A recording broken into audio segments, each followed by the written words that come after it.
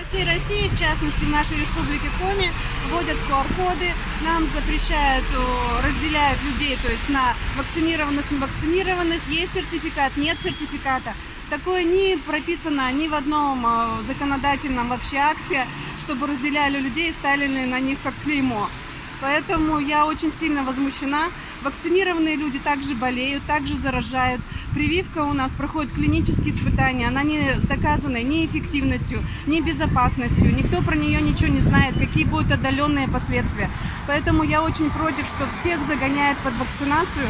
Было 60%, 80%, походу будет 100%. Не дай бог, и разделение людей вот таким образом, что уже в магазины нельзя будет зайти, и продукты возможно купить. Поэтому я очень сильно возмущена, стою в одиночном пикете и требую отмены этого указа.